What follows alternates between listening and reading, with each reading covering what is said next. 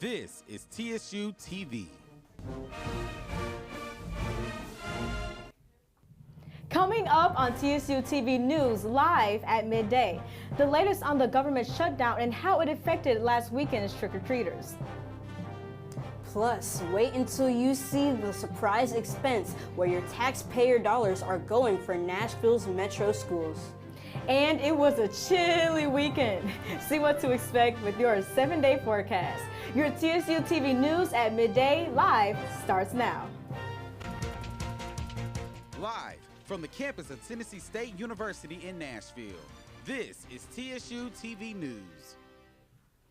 Good afternoon and welcome to TSU-TV News live at midday. I'm Gabrielle D. And I'm Morgan Alford. First today, the latest in this now record government shutdown.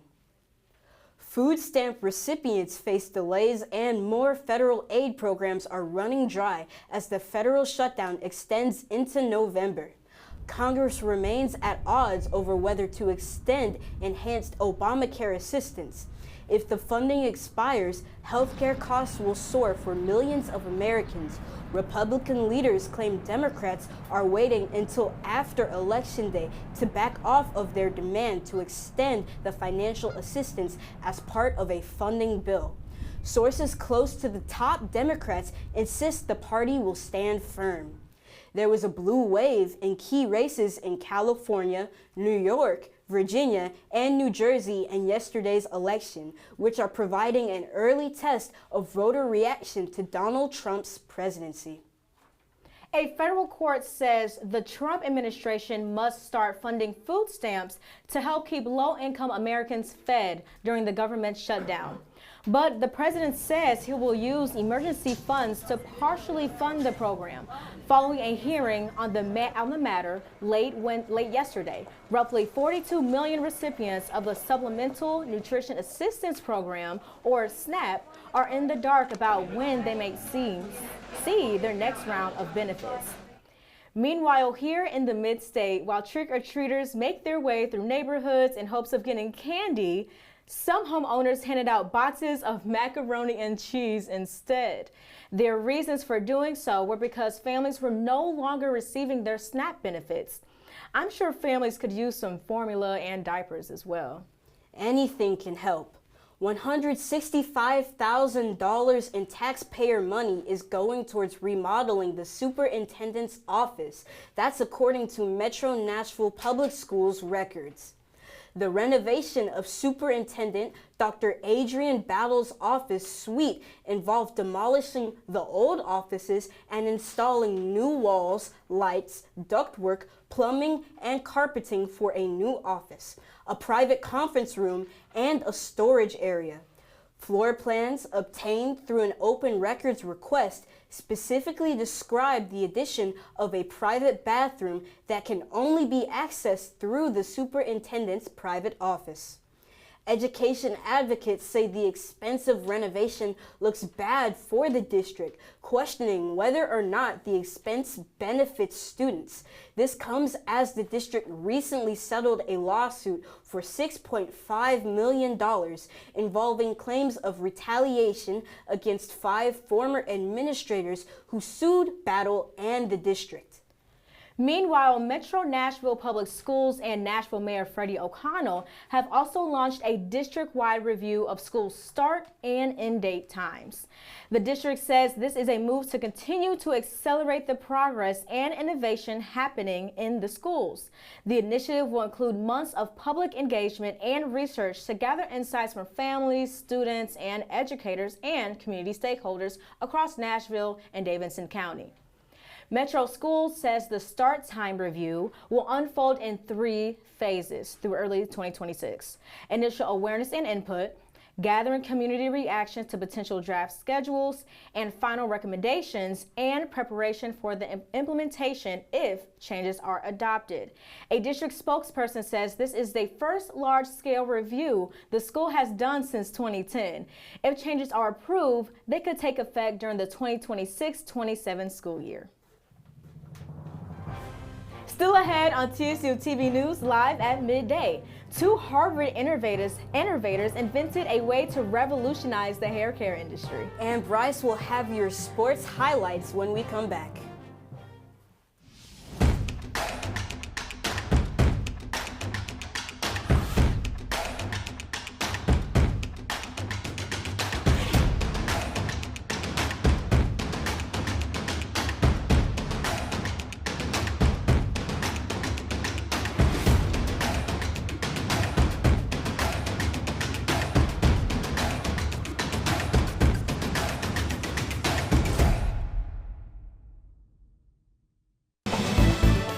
You're watching TSU-TV News. Federal health officials say there's a food poisoning warning. At least 11 people have gotten sick, including 3 who are hospitalized with salmonella infections linked to powder supplements sold at Sam's Club stores nationwide and online. Members Mark Super Greens powder supplements have been pulled from store shelves because they contain moringa leaf powder that may be contaminated with salmonella bacteria, according to the U.S. Centers for Disease Control and Prevention. So far, infections are confirmed in 7 states: Florida, Kansas, Michigan, North Carolina, New York, South Carolina, and Virginia. Illnesses were reported between May and September. The source of the salmonella was traced to a single lot of organic moringa leaf powder imported from Vallon Farm direct from India, according to an investigation by the U.S. Drugs and Food Administration. State health officials in Virginia and Michigan collected and tested samples of the product from the homes of people who got sick. While braids are a popular universal hairstyle that dates back thousands of years, getting them is costly and lengthy. A process that can still take hours, even days in some cases, to complete. That all could change with the help of robots. Halo Braid, founded by 2 Harvard alumni, is a company that has produced hair braiding robot. The 2 won the $75,000 grand prize at the 2025 President's Innovation Challenge at the Harvard Innovation Lab earlier this year. The lab is a startup incubator that supports student and alumni ventures through funding, mentorship, and resources. Halo Braid is the first robot ever devised to finish braids after a stylist starts them, reducing the time it takes from hours to minutes. The device utilizes machine learning to achieve professional quality results at 5 times the speed, enabling stylists to expand their business without compromising their hands. Following a nationwide search, Fisk University announced Dr. Brian L. Nelms, former dean of Fisk School of Natural Sciences, Mathematics, and Business, as the university's provost and vice president for academic affairs. Dr. Nelms brings extensive experience in academic service and leadership to the position of provost. Throughout his time at Fisk, Dr. Nelms has pioneered new courses, degree programs, and research opportunities at the institution. Fisk President Dr. Eugenia Clark says Dr. Nelms has demonstrated unwavering dedication to Fisk and their mission and has a strong commitment to advancing the institution's goals and initiatives. Dr. Nelms says he's excited for the future and he looks forward to continue working with their talented, dedicated faculty and staff and providing education to students that they deserve. Hey Future Tigers, Fall Preview Day is just around the corner. The Big Blue Explosion is designed for high school seniors and their families to meet TSU student leaders, faculty, and staff, and learn more about their intended major. The event takes place on Saturday, November 15th from 9 a.m. to 2 p.m. After the on-campus events, Future Tigers are invited to experience more student life at Nissan Stadium to watch the Tigers kick off at 1:30. Prospective students can request a free game ticket and discounted tickets for their guests. Come tour the campus and find out what it means to be in the land of golden sunshine. I mean, I remember what it was like to be a freshman myself. I know, I was scared. Coming up, Jada Harris has your weekend forecast. And I am telling you, Dreamgirls is taking the stage at TSU this weekend. Find out how you can get your ticket after the break. Here's a look at your TSU forecast. Good afternoon, TSU. I am Jada Harris, and I am here with this week's weather forecast. Now, this week, it'll be pretty clear all the way up until Friday, where we will experience rain showers in and out, leading to a storm, which will then progress into the first freeze Sunday, meaning the roads will be icy. So let's use caution and let's try not to speed that day, okay? And leading into the next week, it'll be cooler and dry. Now, for today, as I'm sure you guys have already experienced, it is nice, it's warm, and it is sunny, and that will continue to progress all day long, with the winds moving southwest 10 to 15 miles per hour, with gusts of wind moving 25 miles per hour. For tonight, it'll be mostly clear once again, with the low of 48, the winds moving northwest 5 miles per hour, and then northeast 5 miles per hour. Tomorrow, it'll be sunny with a high of 68 and the winds moving 5 to 10 miles per hour east. So let's try to stay on the west so we don't get hit with that wind, okay? And now for the rest of this week's forecast. Like I said, on Friday, there will be pop-up showers coming in and out that night. Make sure to light a candle, put on a movie, and just chill. The high will be 70 degrees with a low of 55 degrees. And on Saturday, the rain will still progress, but it will be only light trickles. It'll be high of 69 with the low of 49. And then on Sunday, the high will be 52 with the low of 28. That's a pretty big drop, so make sure to put on your coats and bundle up.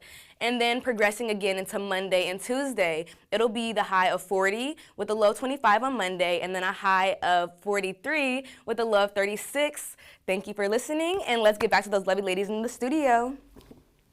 Yeah, I'm not looking forward to those showers. At least I can take my jacket off. Well, coming up in sports, an exciting Game 7 in this year's World Series. Bryce Sparks will have all the highlights when we come back. Now, sports on TSU-TV News. Your Tigers hope for better luck this weekend after falling to Lindenwood at Nissan Stadium last Saturday. They fought 10-7 after the first quarter, but couldn't find success on offense. The Tigers then fell 35-13. The Tigers are traveling to UT Martin Saturday, and they'll be playing at 1 p.m. Last weekend, Game 7 of the World Series, with the Toronto Blue Jays trying to close it out against the LA Dodgers. In the ninth inning, Miguel Rojas hits the game-tying home run. Toronto comes up and nearly wins with a close play at home, but the ump called him out, sending the game to extra innings. Yoshinobu Yamamoto closed out the 11th inning, forcing a double play to win the game. The Dodgers are back-to-back World Series champions, and this hasn't been done since the early 2000s by the New York Yankees. Yamamoto earned the World Series MVP, posting a 1.52 ERA, allowing 15 strikeouts in 2 starts and 1 relief appearance. The Tennessee Titans get a week off after losing last Sunday, hosting the Los Angeles Chargers. After a hot start featuring a pick six and a punt return touchdown, the Titans did not have anything else left in the tank offensively. So they fell 27-20 at home.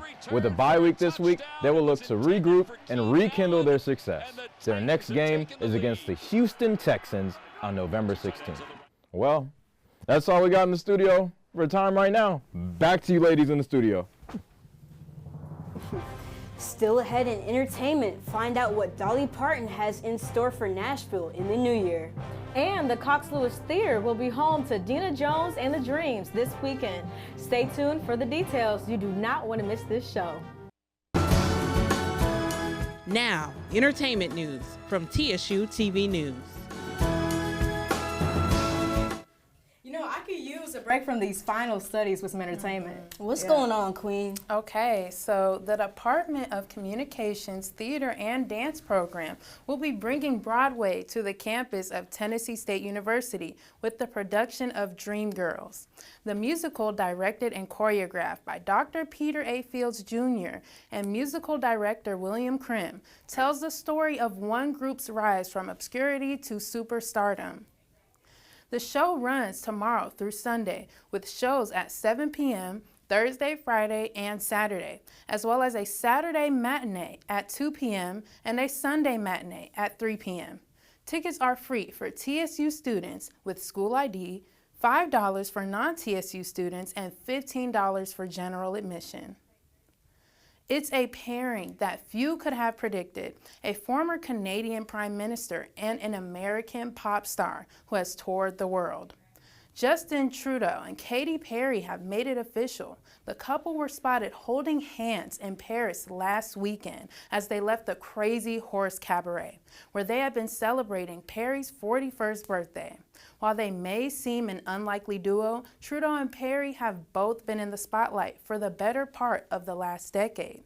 Both are newly single. Trudeau and his wife separated in 2023, while Perry ended a 9-year engagement to actor Orlando Bloom earlier this year.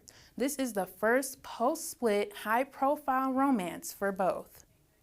Country music superstar Dolly Parton is preparing a new venture for Nashville.